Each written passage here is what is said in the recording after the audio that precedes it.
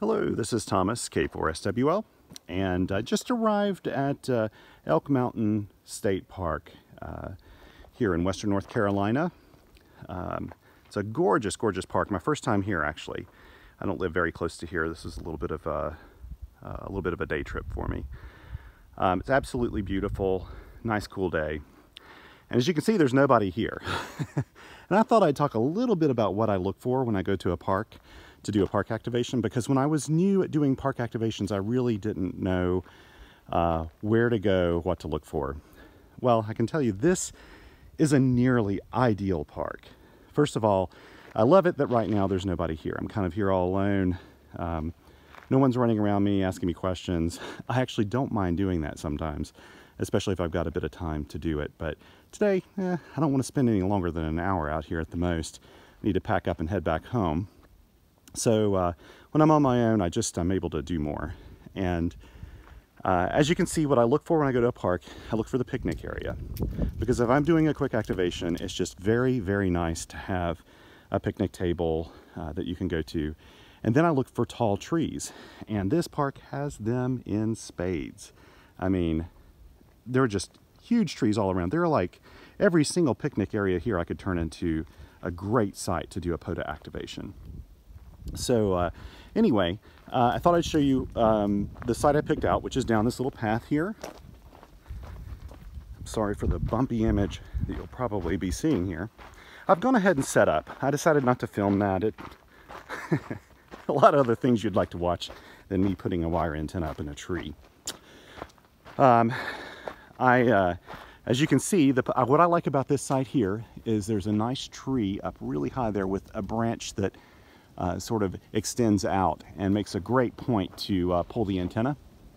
And my antenna is the Chameleon Emcomm III Portable. And I'll show you the center of the antenna. Well, I guess you'd say the 9-to-1 match is down there. And there's a counterpoise line going off into a tree. It's elevated a little bit. The radiator, which is I think 73 feet, goes up way up into this tree and comes back down over here, sort of in a V shape. It's hard to see wire antennas in videos, but there you go. And you can see I've got the chameleons there kind of floating in the air. Got a 50-foot coax cable that actually accompanies the CHA MPass light.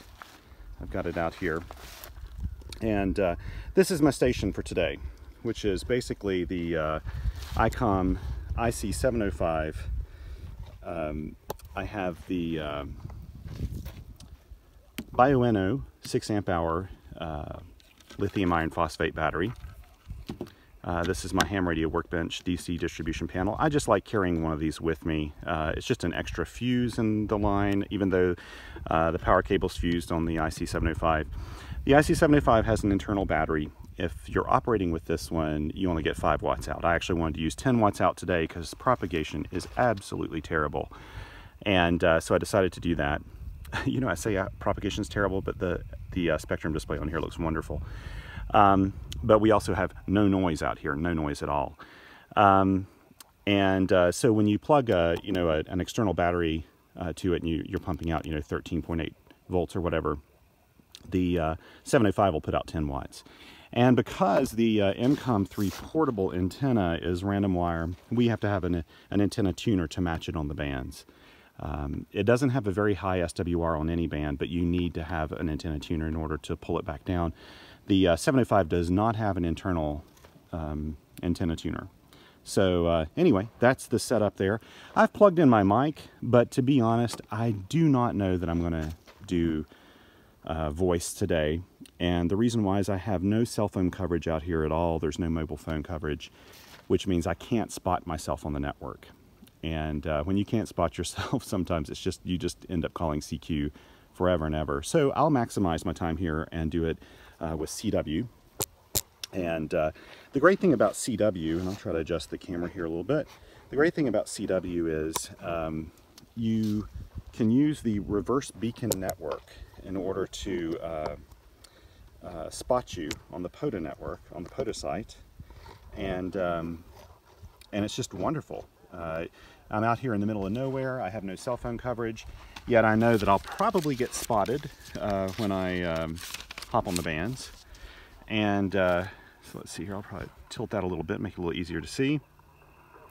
And let's move down here to the, oh, I've got dial lock on. Okay, let's see here. I'm gonna move down here to one of my favorite calling frequencies, which is 6073 or 7063. We'll see if anybody's there. Let me move this to CW mode. Turn it up a little bit. I've also got my CW Moore's pocket paddles. I think these may be on the market now, I'm not sure. But I really love these paddles. They're wonderful. And very nice. Very nice action, and you can adjust them in the field.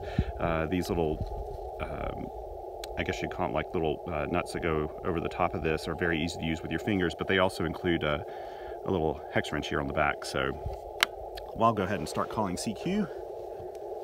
I guess I'll give you my full disclaimer like I normally do. I am not a professional YouTube person, so you kind of get what you get with this. See if I can prop up the 705 a little bit so you can see it better.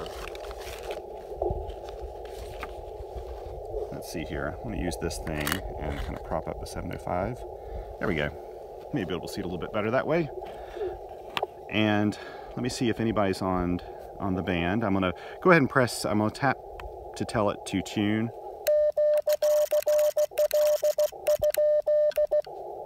Of course, I was listening to see if anybody would be on the band, and there was nobody calling or doing anything.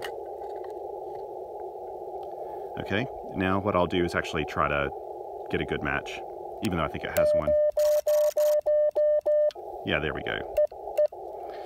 Okay, and I'm operating full break-in QSK, so let's see here. How much of this you can see. And I've got my logbook all prepared. I don't have my tablet with me. I just have the park number, the park where I am, and the date. And before I start calling CQ, what I normally do is mark the band. So I'll put 40 meters CW. So I'll know what band I was on. It's not even really necessary that I know the frequency. None of that really matters in logging park activations. But I do want to know my park number in case someone asks. In CW, typically people already know the park number, and they'll ask me if they want it, but most people don't want it. They just want to keep the exchange kind of short. And let's see here. And I've got the span on this thing set way out right now because I was doing some shortwave broadcast listening before. So I'll keep it a little closer in. There we go. Okay, let's see. So now I'm going to pull up my CW memories. Go to the keyer, and I've got CQ POTA in here already. So when I start calling CQ POTA, hopefully the reverse beacon network will find me. People ask me a lot about the 705 if the relay clicks really loudly, and it's really not bad at all. Oh, another thing I try to do is I look at the time. Right now it is 16:10 local, so 4:10 p.m. local. Add 5 hours to that, and I get UTC time. I go ahead and start marking that down now. It should be about 21. And so I go ahead and mark it on my sheet. So then when I start taking the call sign, the state, and the time, I already started off with the right hour. As I've told you before, my CW skills are not that great. So if you've ever considered doing CW on the bands, doing a park activation or a summits activation, learn enough CW to get going and then just go for it. That's what I did. You'll hear me asking people over and over for their call signs and stuff.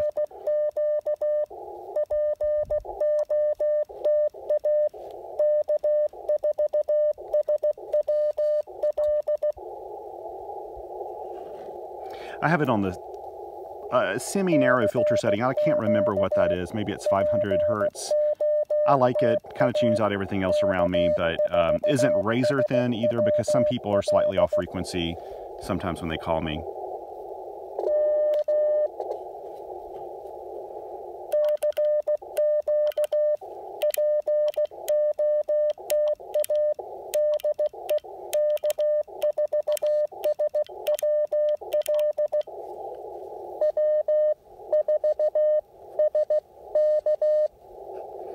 CW4SK.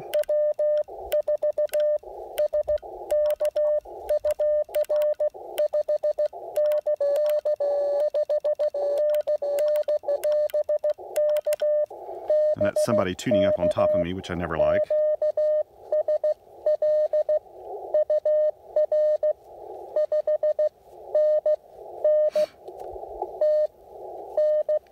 They're in Tennessee.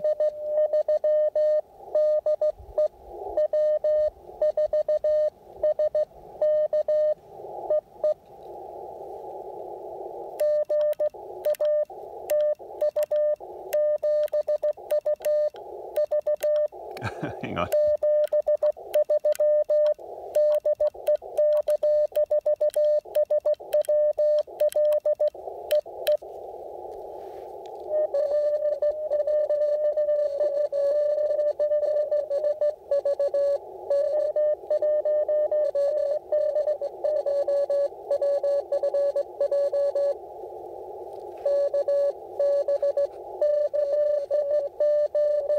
Okay, so like I'm not good with pileup, so I'm going to do. So I heard KB.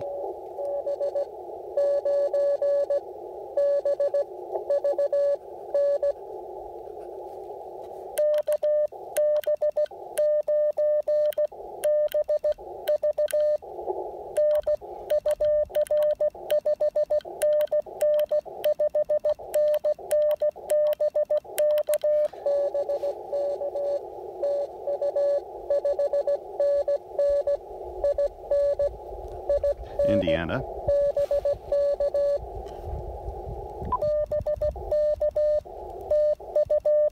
So I used a memory keyer to send him 7 threes, which gives me time to log his contact if I need to. And then I send 2 dits.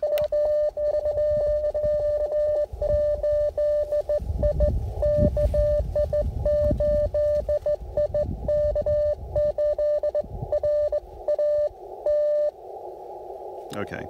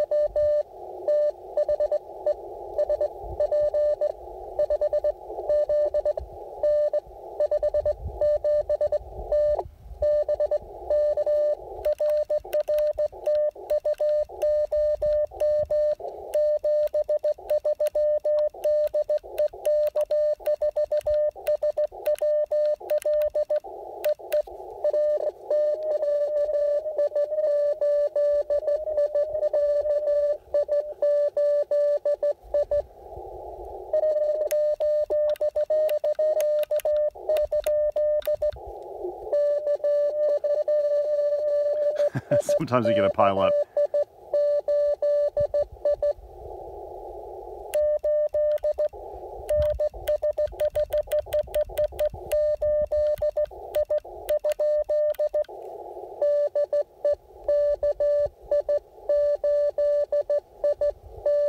That's what I thought it was.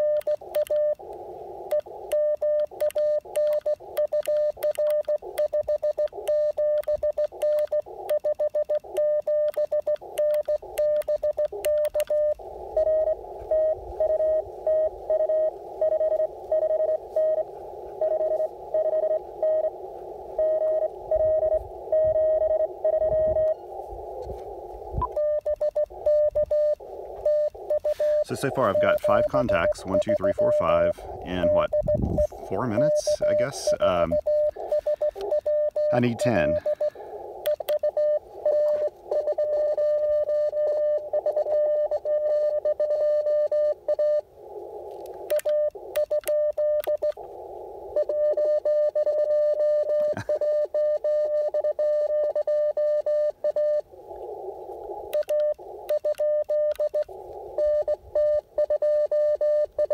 Ah, see, all of a sudden that popped out for me.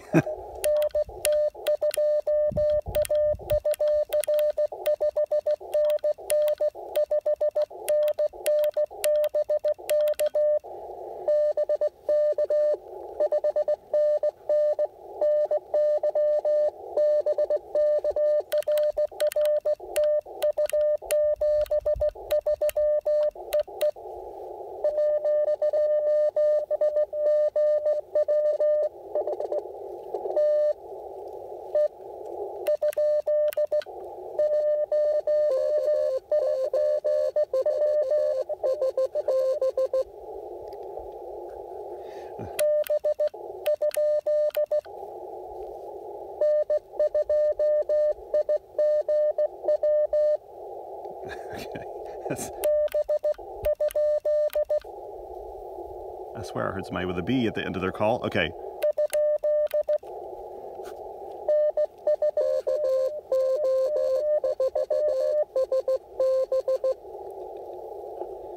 Okay, I think I got it.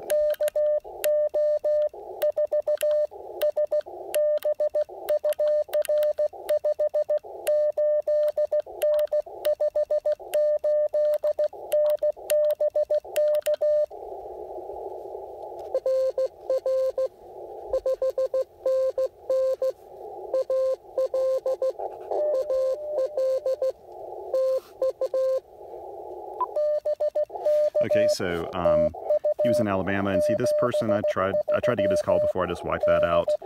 But still making really quick contacts. I'm not good at handling pileups like some people are.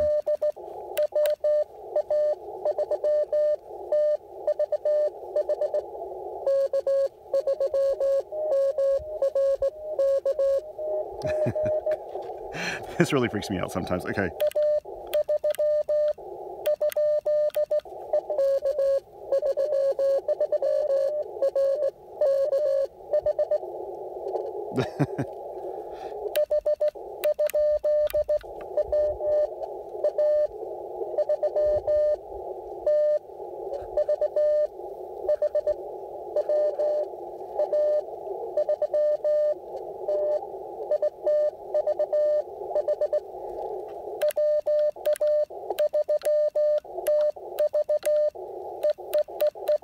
I get his call wrong every time.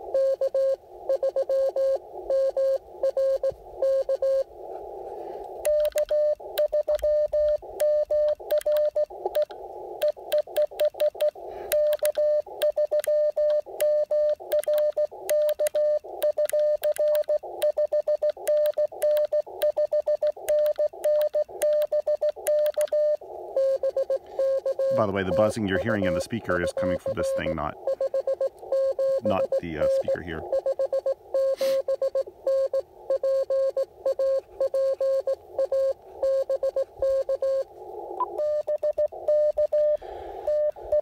It actually shows you scrolling here what it's sending, which is kind of cool. I like that.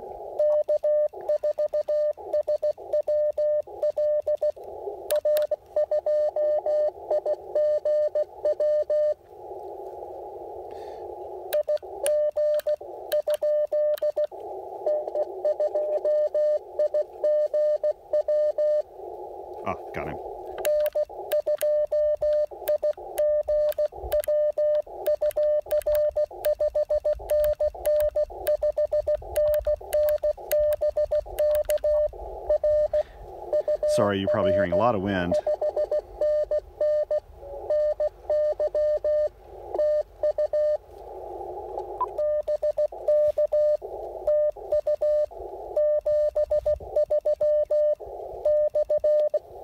See, I've just got my 10th actually. So I actually have a valid activation now.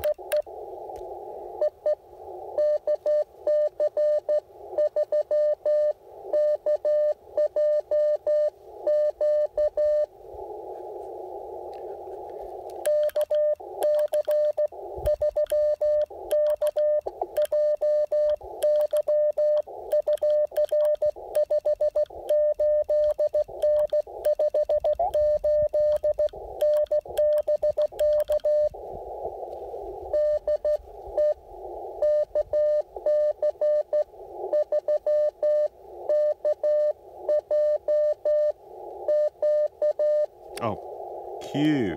Okay.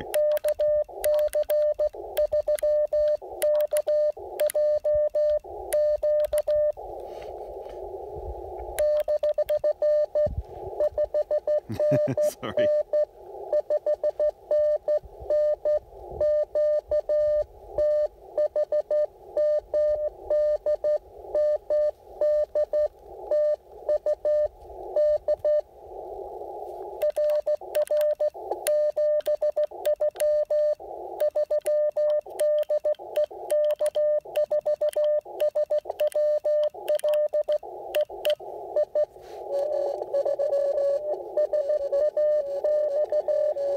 Okay.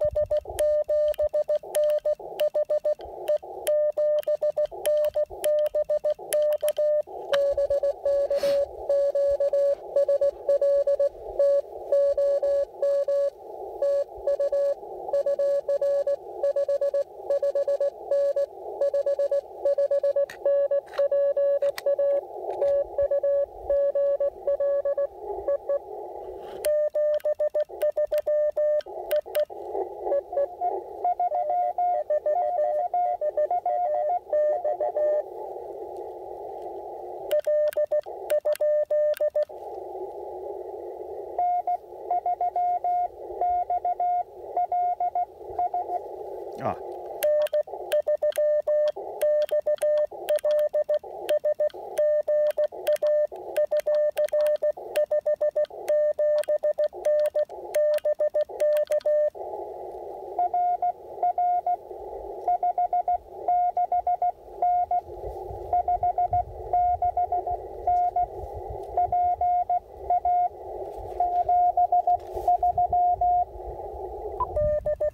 So I've got over my 10, of course I forgot to write down their states, and all the excitement. Doesn't really matter. Like I said, you don't have to be a perfect CW operator for this.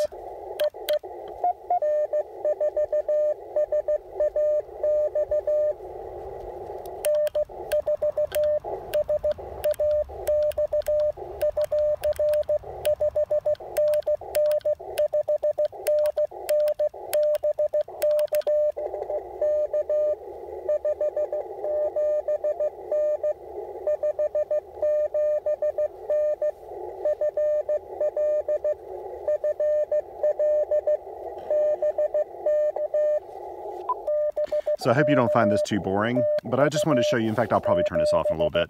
Just want to show you how quickly you can put together an activation. CW makes it a lot easier, to be honest.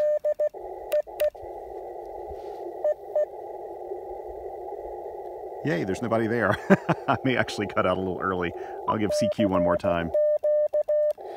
Normally, if I had more time, I really do need to leave pretty soon. I would head up to 20 meters, I would head up to 30 meters, and some of those higher bands, I would even go down to 80 meters.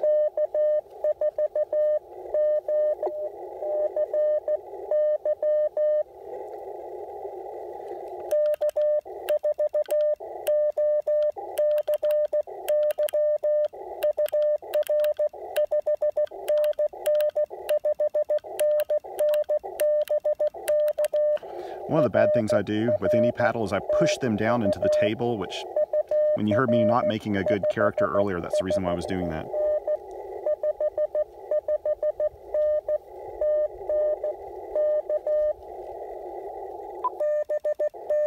So using Tennessee. I may go down to, just for kicks, I may go down to 160 meters, I don't know.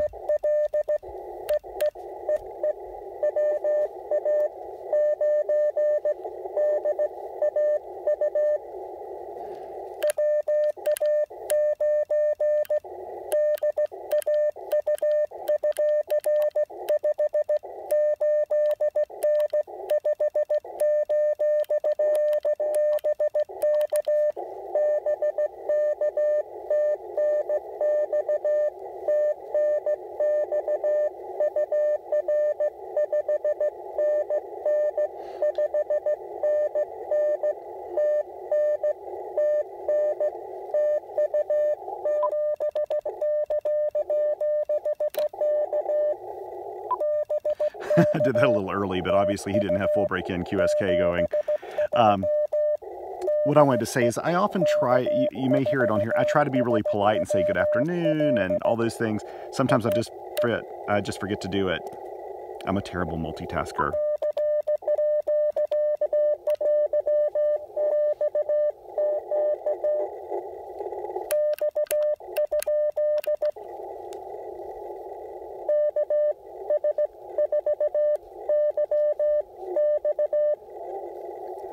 Okay.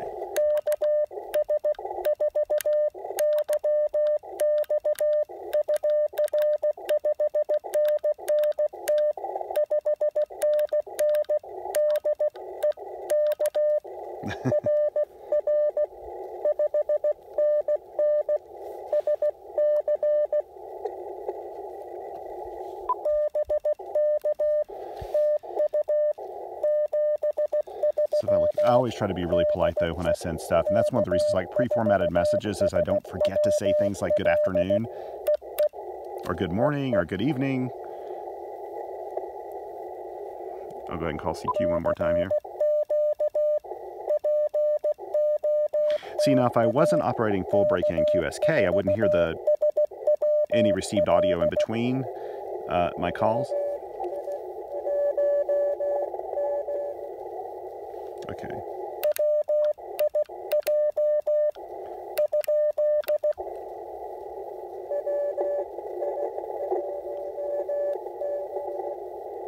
Oh, okay, I think that's G.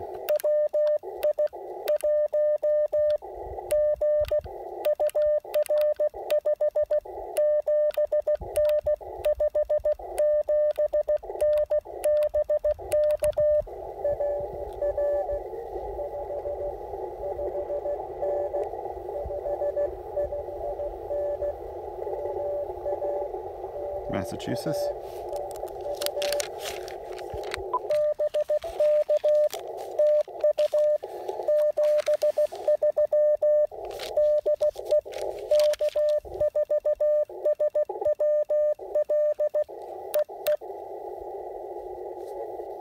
Usually you send a dit after you've finalized your contact, and it's just a nice way of saying goodbye.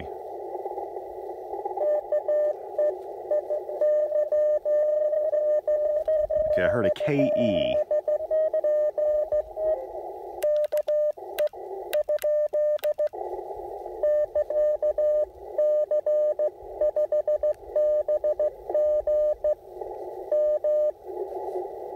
Okay, I don't know if that was the same guy.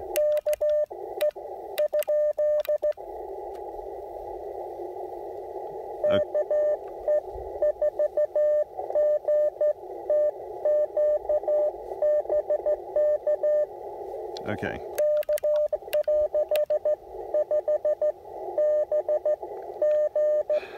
I'm gonna wait for him to finish.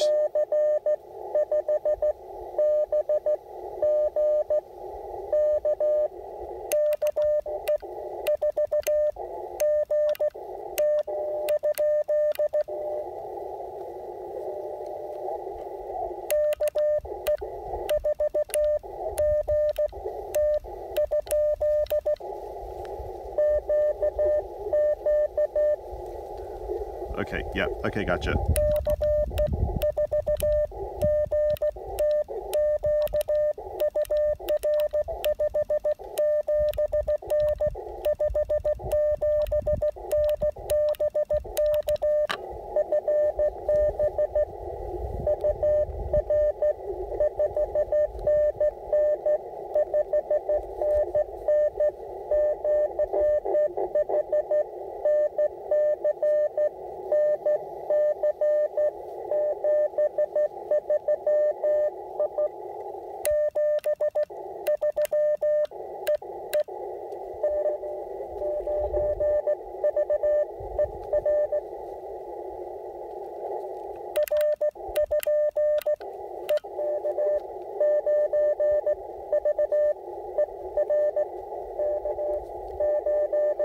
Okay.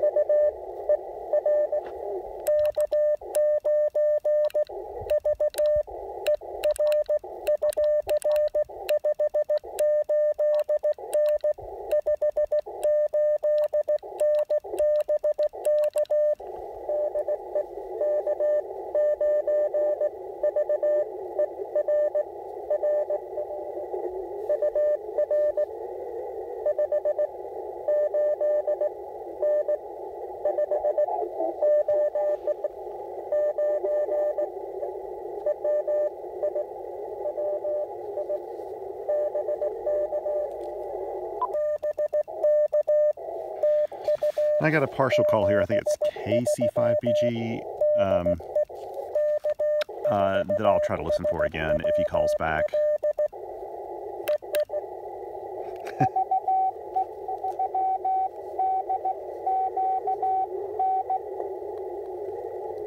Okay.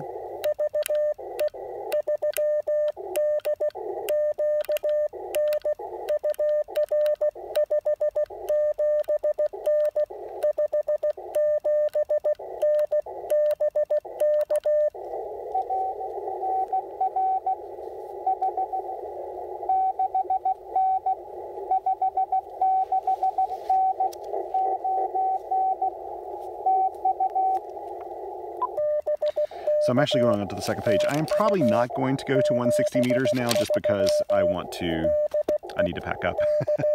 And I need to end this video. I don't know how long they'll let me put them on YouTube. We'll do one more call. And then that's it.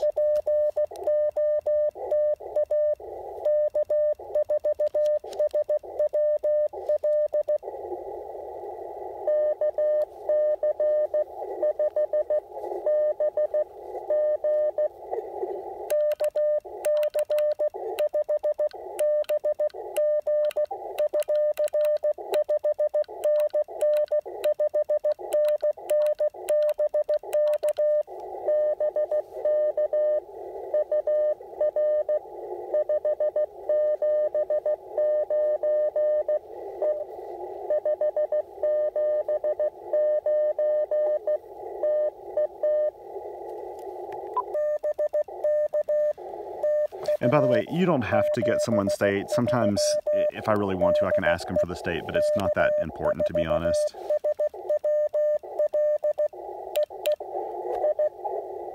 It's a part of the exchange, but, you know. Anyway, I'm going to send QRT.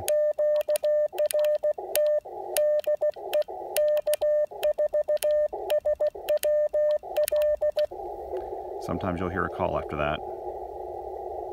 Not this time, though. Okay, so I'm going to show you. Let's take a look at how many I got here, and then I'll pack up. Let's see. So I've got 1, 2, 3, 4, 5, 6, 7, 8, 9, 10, 11, 12, 13, 14, 15, 16, 17, 18. And let's move on to the next page. 19, 20, 21, 22. 22 total is really not bad, especially when propagation's bad. But I really think that one of my successes here is that I'm using a really nice antenna. I opted for this wire antenna. Earlier, just about 2 hours earlier, I was activating a game land here nearby. And it was, it was a compromised situation where I had to park off of the road, and I really had no space for doing my activation. And in that case, it just made no sense to put up a wire antenna. In fact, I was just roadside. I had like as much width as the bench here is on the picnic table. So that's a great place for a, vertical. It didn't take up any space, it's super low profile, it worked really well, and I think I made 12 or more contacts, which was fine. In fact, it may have been 15 or more, which was fine. I made the activation, people got to work this all-time new park, but conditions were really poor then, and using a compromised antenna didn't work as well. When you use an antenna that's so big, it's a really nice long radiator, really nice long counterpoise, in a nice situation with plenty of trees, it just puts you in a better position to make your park activation. And let me tell you, this is going so well. If I had time, I would certainly go in and move up to probably 30 meters and then 20 meters, and then I'd go down to 160 meters and 80 meters because it's going late in the evening. In fact, if I stayed here and camped here overnight, that's exactly what I'd do. In fact, this park, I like it so much, I am probably going to come back here and tent camp and play radio all night. Anyway, I hope you've enjoyed this. This is pushing 40 minutes of real-time, real-life activations, but the feedback I've been getting from you guys is that you kind of like this, seeing what it's really like doing a park activation and working some stations in real time. I am not a video editor, so I don't do that stuff, and I'm glad you like it. If you find it interesting, you can, hit the thumbs up or whatever, and subscribe if you want to, but I just really put these out here as informative things. I'm not doing it to make big bucks here on YouTube or anything. It's just mainly so. I remember when I was doing park activations in the beginning of national parks on the air, which was when I started, I didn't know what I was doing, and it took friends going out with them and doing park activations to teach me what to do. Anyway, I need to start packing things up. I actually brought way more bags than I actually need for this because I've got my kits all spread out right now as I'm testing the 705. I'm also using my new FT817ND and my Elecraft KX2, and then 2 or 3 different antennas. So that's the reason I got so many bags. Anyway, thank you so much, and take care.